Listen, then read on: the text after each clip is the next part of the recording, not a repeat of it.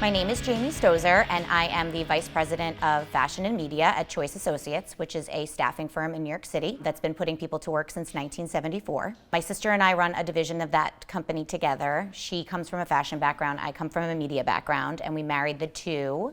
And in the end of 2018, we launched our career podcast. It's called the Dreamcatchers podcast. We talk to people about what they do and what they wanted to be when they grew up and what they do now and how that's changed 15 to 20 times. And then since then, we've actually launched something called the Dreamcatchers Web, which is a professional networking community that is inclusive of entrepreneurs and young folk and senior level people and everyone in between to come together and connect, collaborate, work together, especially during COVID.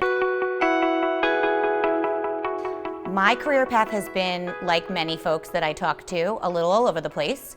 I went to school at the University of Michigan, go Blue, and I like to throw that in every time I talk about Michigan. And I graduated with a degree in communications and PR, thinking that I wanted to work in public relations. At that time, I wanted to work in music.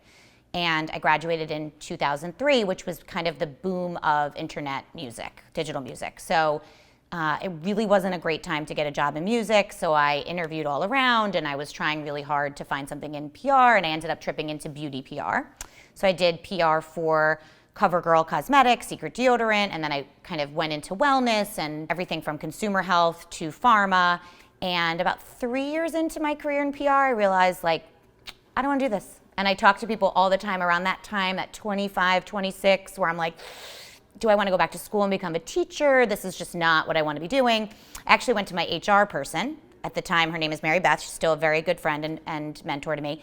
She said to me, I want you to just tell me the 3 things you love most about your job.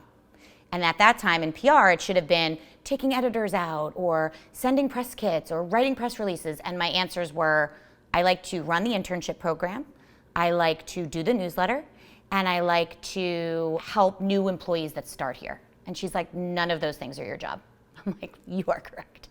And so she's like, actually, that's all human resources. And I was like, my dad was in staffing and recruiting and HR for his whole career. And I knew about it, but I didn't know that's what I wanted to do.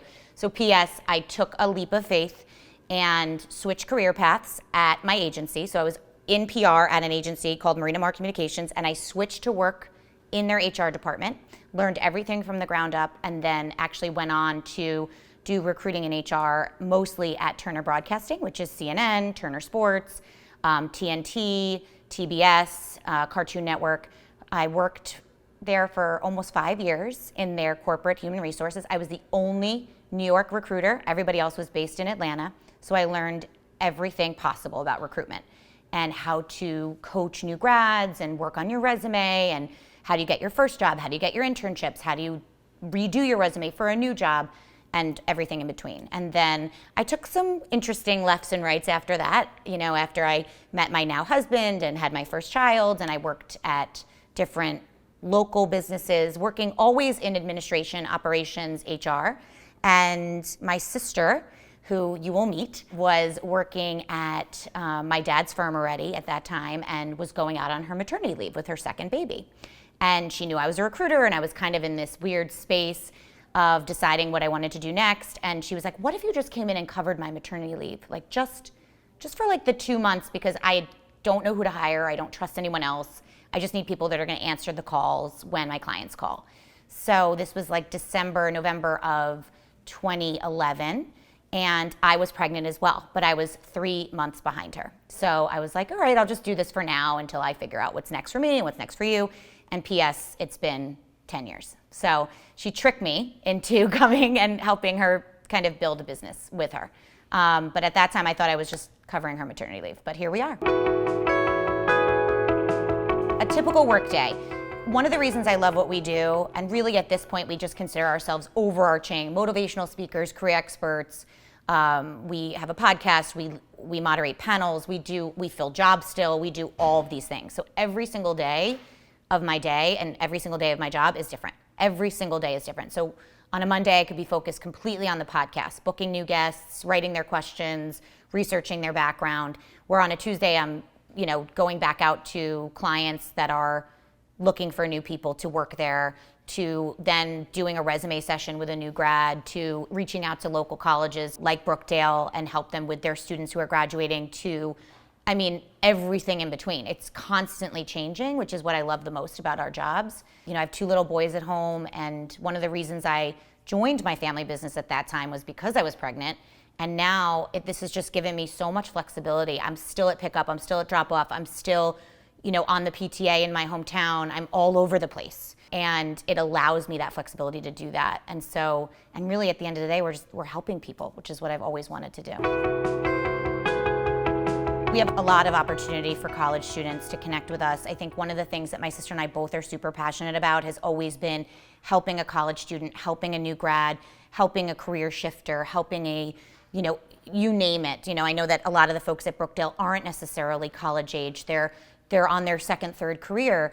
And I think one of the things that we are really, really proud of is that in all of our years of our staffing firm, which is called Choice Associates, into our podcast and now our networking community, the Dreamcatchers, we have formed relationships with really strategic places. That's why we are at Bellworks. We're super happy to be here. We're both local to Monmouth County. So we actually are members of the collab, so we have hot desks here. We don't get to come as much as we used to. I used to be here a couple times a week. Now I'm here, if I'm lucky, once a month. But we're very much in touch with our folks here at Bellworks. We moderate panels here, just really inspirational conversations to keep folks like the Brookdale student engaged, empowered, inspired, especially right now where there may not be a ton of jobs. What else can you be doing to network, to learn, to see what companies are out there? So that's Marissa and I's kind of MO here at Bellworks. We feel like we have a great pulse on all the tenants here.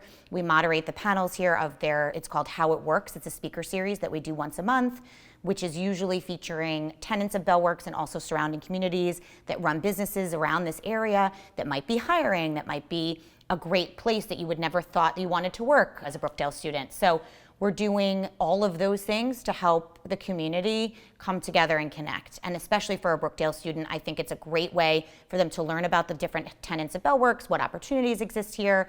So listening to those episodes, they're on our Facebook page, they're on Bellworks' Facebook page. They're then recorded as episodes of our podcast, which is right on the Apple Podcast app. But then we also can help them. We have opportunities throughout the Dreamcatchers web where if you join us, we have opportunities throughout the month of connection with different senior level players that are in our, what we call orbit or web, and have been for years. They've either been on our podcast, they're former clients, they're former candidates of ours that students can connect with and learn from and potentially then work for. We also have resume workshops and social media classes. I'm doing a class next week called the Brand Crush Project, which is something I created and trademarked about how to find your first dream job. Like, what do you do? How do you begin? How do you use LinkedIn to even figure out who's hiring? And if they're not hiring now, how do you stay on their radar to decide that maybe in a week, 2 weeks, a month from now, they might be hiring, and then all of a sudden you're a great candidate for them? And what can you be doing now? As we always say, you network most when you need it the least. What can you be doing now so that when you graduate in May, in December, next May, that you get that first job? And then from there, how do you take that job and make it a career?